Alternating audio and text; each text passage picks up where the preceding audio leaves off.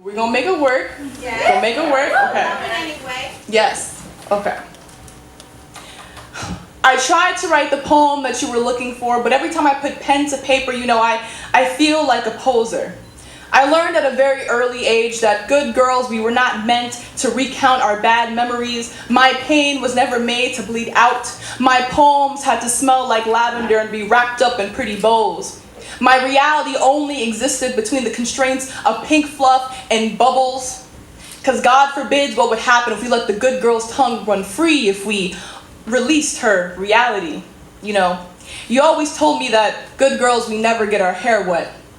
What were you afraid of? That you were keeping me in the shallow end even though you knew I had no fear of diving headfirst into the abyss? Were you afraid that I would rise from the water, baptized in my freedom, rinsing away all your painted on perceptions of me?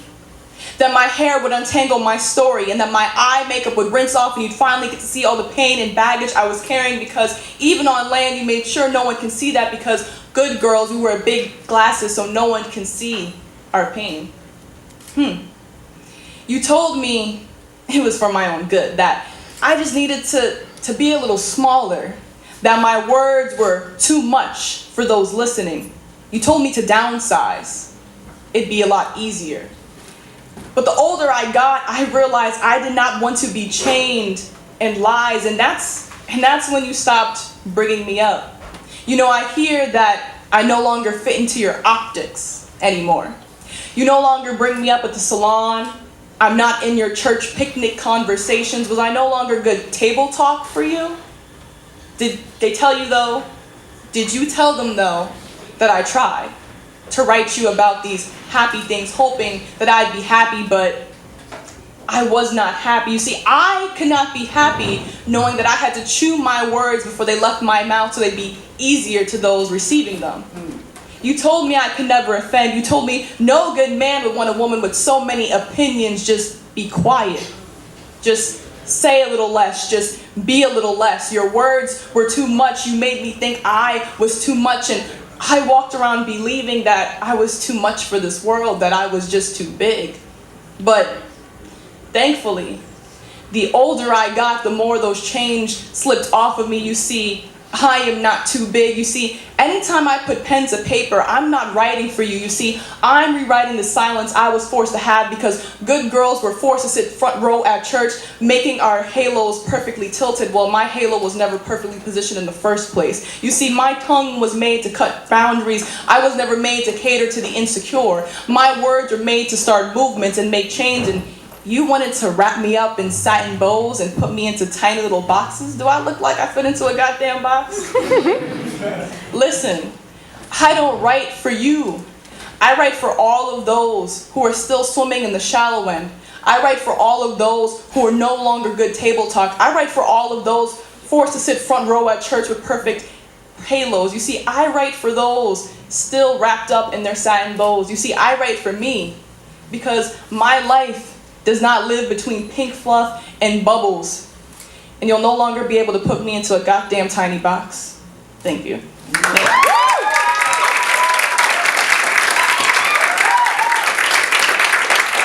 that was satin bowls. So the next one I have, because I'll admit, I'm a procrastinator, y'all. Like, I don't mean to be. I think we all are in some ways, but you know what? Procrastination makes for good work sometimes. So I have to give this up to Nia over here and our good king in our group, Hatchess, who's not here. I have a great, if you get to speak to honestly anyone in this back table right here, like, you're gonna learn. Like, I don't know if you guys ever spoke to Nia, but like, you'll be sitting there like, yo, you right, it's me, I need to get my life together. You're exactly right. I'm like, I'm gonna go manifest that right now. So we had this conversation just based off of, us being able to work and teach. So this is kind of what came out of you and Hatchess as well. So I hope everyone likes it, but I just have to, let you know that you did inspire this. Thank you. You're welcome. I call a ceasefire to the war you've been trying to create since the day you decided you were going to lay down our bones to build the foundation of this stolen land, a land which knew your ways as strange, a land that marked you as an immigrant, even though when you tell the story, you like to make it sound like you were indigenous. And we all know you packed us up closely because to you, we were just merely imports, you see.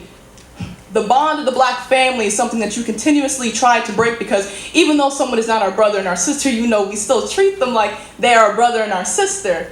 So why every time you sit down at your table, you ask me to serve my brother to you? You see, I even learned in my professional setting that I must always be choosing between my paycheck and my principal, because my young black brothers are not allowed to have these loud white outbursts. You might just butcher them. And you've assigned me to teach them quietly, because God forbid the black girls agree with the black boys. You might just write us down on your menu too as a dinner, as a dessert special. Apparently, we are a meal that feeds a whole family. You see, I never knew the blood of black tasted that good to you, but I've had so many touch my skin and my hair, praising me for my exotic features. I often wondered if you were hoping the richness of my melanin would just rub off on your fingertips. You see, don't try to lie. Y'all been trying to figure out how to bottle up this thing we like to call melanin magic, this black girl magic. You've been trying to break us down to our genetic code, extract the exact formula that makes us who we are, isolate the variables that make us resilient. You see, that's why I never trust the history books they gave us in school. They'll never tell you that our blood changed lives. They'll never tell you that our genetic code has been this country's breakfast of choice for years, because I can almost guarantee your teachers left out straight facts, because who can raise their hands to let me know that their teachers taught them about Henrietta Lacks? No, they didn't, right? You've been pumping us with poison, trying to figure out how we can still stand up against you, or they didn't tell you about the Tuskegee experiment either, huh? You see, history tends to overlook these things, but I cannot seem to overlook these things. You see, I cannot overlook your attempts to silence me. You thought you could just send me out quietly to bring you back a report on what was happening on the plantation. Sweetheart, I am no longer your house slave. You see, I've learned how to play this game with the cards I've been dealt, but I'm nobody's fool. You don't keep me close to your table because I'm a guest. You just want to make it easier so you can reach out and grab me when you need to place orders. I never took that invitation as a seat.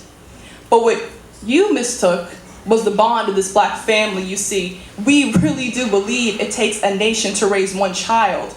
And I've been raised up. You see, I heard once that until the lion learns how to tell its story, the history books will always praise the hunter. So in my spirit, I believe as long as we keep telling our story, those history books can't lie about us for too long. But until then, you'll probably still request me to come to your table. And I'm gonna come.